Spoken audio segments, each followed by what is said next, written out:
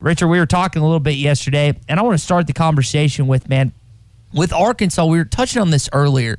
This state, this college has a lot to offer. And I'm not just talking about the student-athlete side of things, but if we're going to dive into the football aspect, Richard, what are some of the different characteristics that you think Razorback football has that not a lot of colleges have when it comes to their football program? Probably the one thing that all coaching staffs at the university really harps on, and we all know it, one state, one team, basically philosophy, because so many times, kids from out of state that the Arkansas signs, they're in a state that has anywhere from 2 to 4, 5, 6, 7 different teams, schools that particular state roots for, and it's very unique to go to a state where everybody pretty much is behind one team, the Razorbacks, and that's something that I ran into years ago. Went to Florida one time on a trip, and was at a sports bar and was watching some football, and you had Miami fans, you had Florida State fans, you had Florida fans.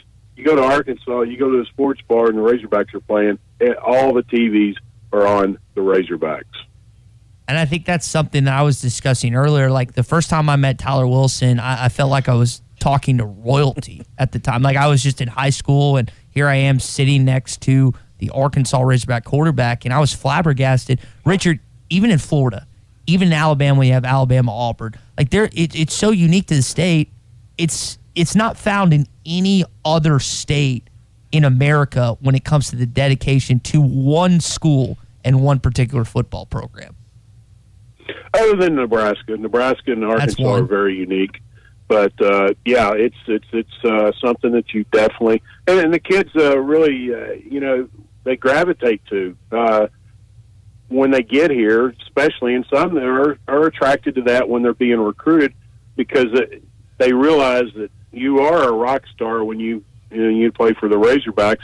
You're the only show in town. There's no professional sports. That's another thing that the Razorback coaching staffs talk about. No professional sports in the state of Arkansas.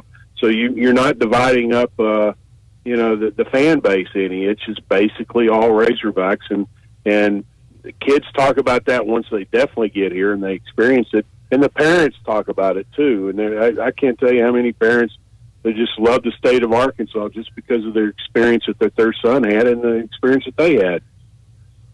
We've been talking the last couple days about 5-stars and Arkansas's history with 5-star recruits, and Batman Carroll, Ahmad Carroll, was the only out-of-state 5-star to ever come to the university, and just the connections and the relationships that are so important in getting someone like that, and that Arkansas is offering kids of that caliber now.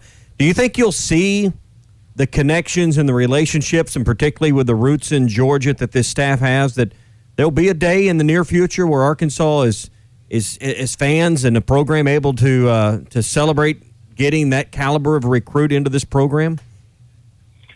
Historically you say no, but historically things change too. So I tend to think Coach Pittman and his staff, especially if they have a tie with a certain family or just a tie with a coach who may be a pro-Arkansas proponent, may be able to help, kind of swing a kid like that to Arkansas. But I think you can maybe see something like that in the future occasionally, but not on a consistent basis. Yeah, because I would think, just knowing where those relationships are, and they've built them, if it was going to happen, it would be probably sooner rather than later.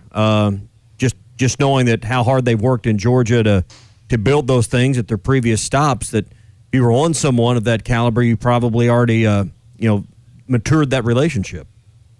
Well, and if they get a string of guys that go to the NFL and have success, win some of the national awards at certain positions, kids gravitate towards that. I mean, you see DBs going to University of Florida, LSU, schools that have a history of putting guys in the league at those positions, and then obviously you have quarterback schools and stuff like that. If you Arkansas's had kind of a run with tight ends, and that's been a pretty easy sell. The problem is when you're not winning, that kind of complicates it. But if you're winning and you're throwing to the tight end and you're winning in national awards at a position,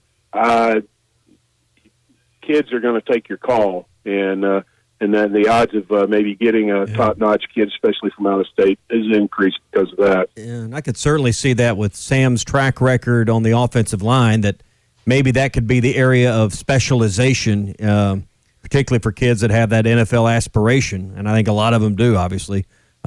This could be a destination school because Sam has a great resume there.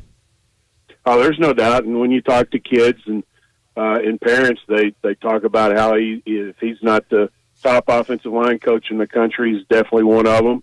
Obviously, when he's the head coach, they also point out that if he's going to have somebody coaching the offensive line, they're going to be top notch. And Brad Davis has got a very good reputation, and hearing what the kids say about him, about his connection with them, and just how he recruits.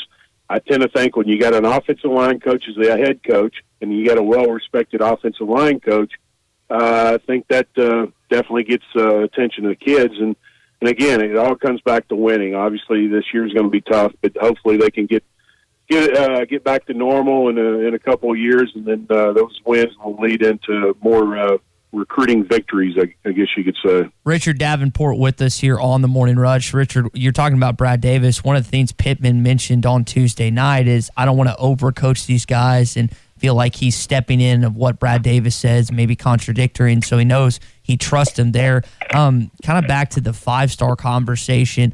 Arkansas basketball in one season of Eric Musselman was able to pull in a top 5 recruiting class. Dave Van Horn does it yearly, but the expectations for Arkansas football to be able to do that, or even a top 10, no one thinks they can do it. Is that fair, the Arkansas football program, that no one thinks they can ever pull in a top 10 recruiting class here? Again, you go back to from a historical standpoint, but at the same time, I mean, Miami years ago before Howard, what was his last name? Schnellenberger. Schnellenberger. Before he got there, was a very subpar program. Obviously, talent is all over South Florida, but before he got there, South Florida wasn't Florida.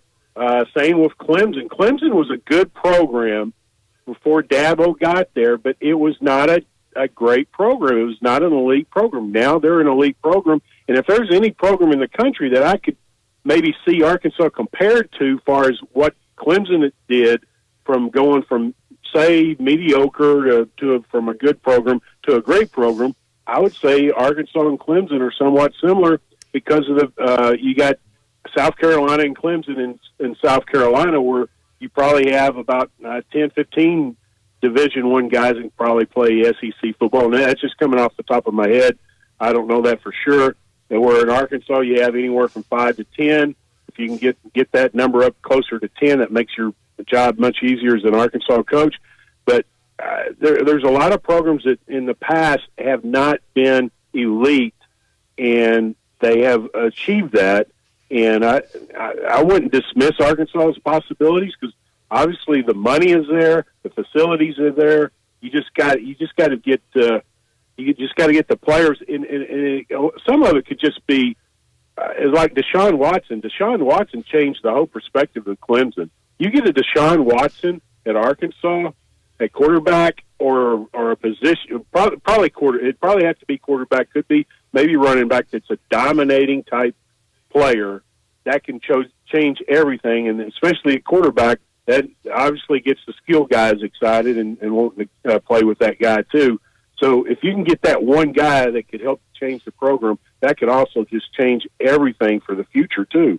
But when you're talking about putting together top 10 classes, help us all understand the math, because Arkansas has 18 commitments right now. That's great, but there are a lot of 3-star commitments. You can't get to the top 10 with 3-star commitments. So help us walk through the math. If you're going to sign 25 in a year, they basically all have to be 4 and 1 or 2 5-stars to get into the top 10. How many 3-stars can you afford to sign and still be in the top 10 in most years, Richard?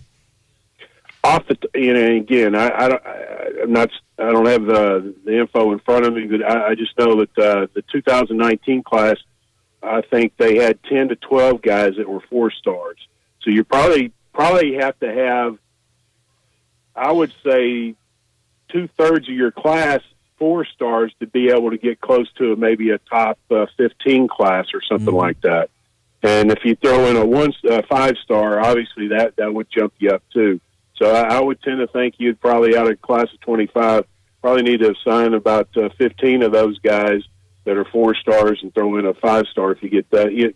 Get one of those. And Arkansas seems to get one of a 5-star, and like you said, the vast majority obviously from in-state, but 5-star once every 5 to 7 years. And how many 4 and 5-stars are in the state pipeline right now inside Arkansas? Well, in the 22 class, you got 2 or 3, and I think obviously it's early, and some of the others could be elevated and be 4-stars. So but we're talking about 15 a year. 15 a year to get to top 10 status. I'm just trying to put it in perspective for the numbers. When people say get to top 10, it's not as easy as just go out and make more phone calls. No, it's very difficult. Exactly. I mean, especially when you have to. Most of your class comes from out of state. 2/3 of your class comes from out of state. That is an uphill climb, because most of those kids that you're recruiting grew up rooting for teams in those particular states, and you really got to work extremely hard and get a connection that other staff doesn't have. And it can happen. It has happened. Arkansas's been able to do it, but it's very difficult to do it on a consistent basis. Richard, a couple more questions before we let you go. You brought up something I wanted to get to with Clemson. You mentioned Deshaun Watson. There's Taj Boyd, 5-star quarterback prior to him, DeAndre Hopkins, Sammy Watkins, Martavius Bryant. I mean, there have been some absolute studs that Dabo Swinney was able to get in there.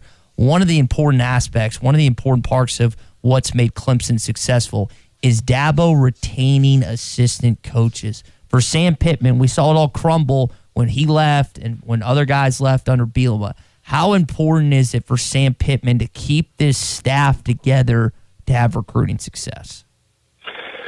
It's kind of tough, because obviously a lot of the guys are wanting to be head coaches or want to be OCs or DCs. So it's just not the norm. Obviously, Clemson pays very well. Arkansas is able to pay, I would say, probably top 15, top 20 money as far as assistant coaches. But, if they had success like Clemson, obviously the money comes in and you're able to up that. I just tend to think that that's just not something that is the norm. Clemson's kind of something that just doesn't happen very often, where the coaching staff stays intact for that long. Last question before we let you go, man. You and I were discussing a lot of things yesterday. One of them that came up was food. Richard, what is your go-to pizza spot here in the great state of Arkansas? Of all the rest, where are you going? Man, I'm a pretty boring guy. Give me takeout from Pizza Hut, and I'm okay. All right, whatever it takes, man. Richard Davenport of the Arkansas Democrat-Gazette, always joining us on a Recruiting Thursday, brought to you by Breeden RV. Richard, always good to catch up, man. We will talk to you next Thursday, buddy. All right, buddy. We'll see you guys.